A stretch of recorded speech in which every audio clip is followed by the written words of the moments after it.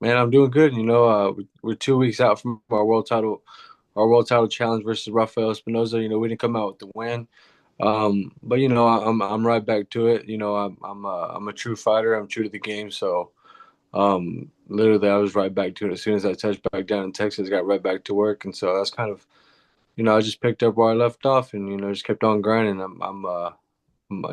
I said, I'm a true fighter. I love the fight game. I love the fight life, and I just got right back to it, man. Excellent, excellent, bro. What's one thing you took away from that title fight? I learned a lot. I learned a few mistakes that I made, and I learned that you it's not that we overlooked them. There's just a few things that we didn't cover in training that we ultimately paid the price for in the fight, and so we just got to make sure we cover all bases. And even though I thought we covered all bases, there's a few things that we got to tighten up on at least, and so we're gonna get back to that, and kind of just get back to fundamentals and just keep getting better, and every fight you learn, whether you win or you lose, there's always something to learn from. So, I'm grateful, for the opportunity to come out of the fight with good health and just keep on moving forward, man. Absolutely, bro. Absolutely. So, since we last talked, I know you fought so many, top ranked competitors. And what has been one thing that up until this day that you will always remember from all those past fights that you've been a part of? And it's I always, I think the biggest thing I could take away from all the fights is how you come in as the underdog, and then you put up a good fight, and come away with the win. Sometimes you come away with the loss, but as long as you put up a good fight, you see the change in people's demeanor and the way they treat you and their attitude, and just the way the fans treat you. So I think that's what I take away from it the most. That it's no matter how you go in, it's all about how you perform, and you can see the shift in, like I said, in people's demeanor, the way people look at you, so that's why I every time they give me the call for these tough fights, I answer the phone. I train my ass off. I go in there and I perform the best I can, and at the end of the day, win. Boxing in general ends up being the winner because I always come to for a good fight, and I always walk away with more fans, and at the end of the day, I'm thankful for that. For real, bro. Because I had a lot of people were like, "Oh, the height difference in this last fight that you had," and I was like, "Man, height and everything, Yeah, you that's for sure, man. height and Especially in boxing, in boxing, height does, to a certain extent, but it's I feel like a lot of times it's about the dog inside of you, and it's all about being smarter, and unfortunately in this last fight, it's not that his height played a difference. I think he was just a smarter man than me that night, and we paid the price, and that it is what it is. for real, bro." So, what would you like to take next? Your next step. What would you like? My management and my promoter, Lou DiBella and DKO Boxing, they're kind of getting together and trying to figure out what's the fastest way to the next world title shot or to the top five slot. So whether that's at 126, 130, or hell, it might even go down to 122 because I mean I made 126 really easy the last time. I was like the night before it was like 124 and I was still drinking and eating, so I was like I felt real good, and so I never thought in my life I could make 122. But now that I'm able to, now that I'm more serious and that I'm able to bring in, more resources like professionals, dietitians, and things like that, it Yeah. makes it a little bit easier now. I'm not having to do it the old school way, or I'm not even having to think about it. They do all the thinking for me. So that's that for right now. That's kind of what they're doing. My team is working behind the scenes to see whether, like I said, we go for a world title shot again at 26, at 130, or hell, touchdown to go down 122. But um, for right now, I'm healing up. I'm 2 weeks out. I'm healing up, kind of just staying in rhythm, staying in shape, and I haven't even got back really into like sparring or anything yet. So for right now, we're just kind of taking it easy, catching up on top of my family, and then we'll touch on that here in a few weeks. For real, bro. I know, I know it was a little injury with your eye, right? Yeah, yeah. I had well, really, they didn't want to give me any stitches. They just wanted to give me like some glue right here. But I told him I was like, no, I'm a fighter. I'm gonna keep fighting. So I need.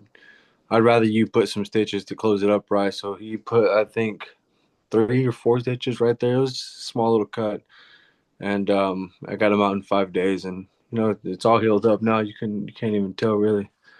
But Yeah. yeah, it's all good. I'm ready to go.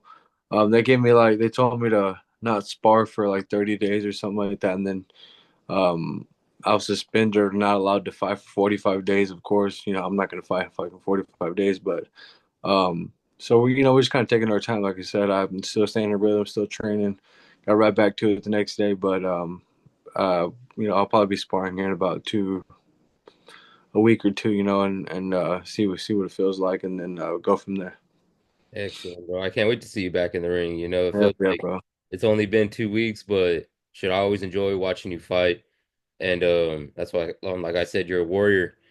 And a lot of people, where the state of boxing's at right now, with all these people coming in and out, promoters and being wanting to be a boxing promoter, and it's a wild time to be a boxing fan. I could Yeah, only no doubt. is to be a boxer, Yeah, actually. no doubt. Um, how do you feel about where the sport is and the sport you love, where it's at right now? It's in a weird spot. You don't see a lot of.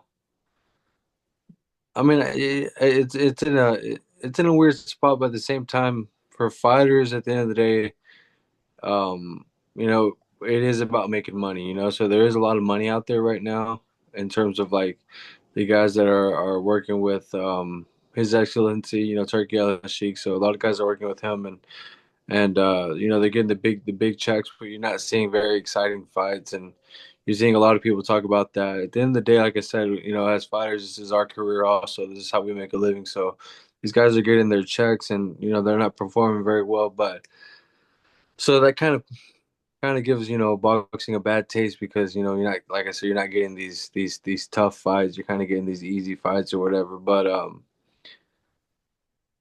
I mean, for me personally, I think I'm in a good spot. You know what I mean? Because yeah, a lot of these guys, they're not ready to be tested, and so I'm just waiting for that call. I'm not waiting for the call.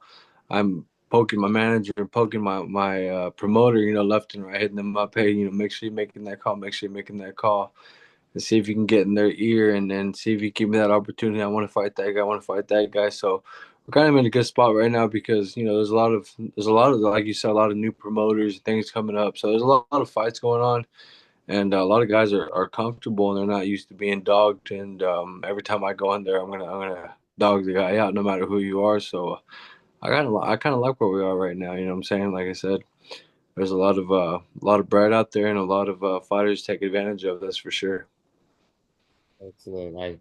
It Yeah, is boxing's kind of always like, it's always up and down, so we'll see where it goes from here, like Turkey and Dana White talking about some new shit. I don't know if it's even gonna happen. I know Top Rank's working, their contract's about to be up with the ESPN. Um, PBC's kind of moving slow, so Eddie Hearn, he's still doing his thing, but I don't know if he's having a falling out with Turkey, so there's just boxing. It's always like this. But one thing's for sure, boxing is not going anywhere. So it's just a matter of time before things get the new promoters or the new game plans, new agendas, whatever, fizzle themselves out, and the fighters keep moving forward, and that's just it. So we just gotta stay ready. true that, true that.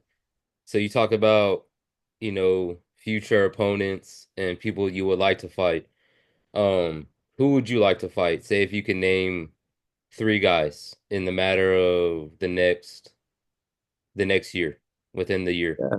I think I would like to fight Raymond Ford, Nick Ball, Anthony Kakachi, Sugar Nunez, um, Rocky Hernandez. And these are all guys that have been in the conversations over the past 6 months or maybe a year, and um, I was getting ready to fight Ray Ford in April. I think it was April 12th that he fought or something like that. I was getting ready to fight him on that day, but this fight with Rafael Espinoza, was able to have, or everything, the deal came to a close before we were able to close that deal with Ray Ford. So we moved on to Rafael Espinoza, but all those fights are still, you know, in conversation, and if my promoter, my manager, able to make it happen, I'm all game. I'm ready for it. Shoot, man, I'll be excellent, bro. I can't wait to see what's next. Yes, And sir. um, you talk about the future, and you talk about the next couple of weeks. You talk about going back into sparring. When can we expect you back in the ring? I'm probably thinking. I would just say realistically, probably August, September, possibly. I would think realistically, probably around then, August, September, shit, maybe even October. Who knows? But yeah, I for me personally, I think a perfect time would be like August.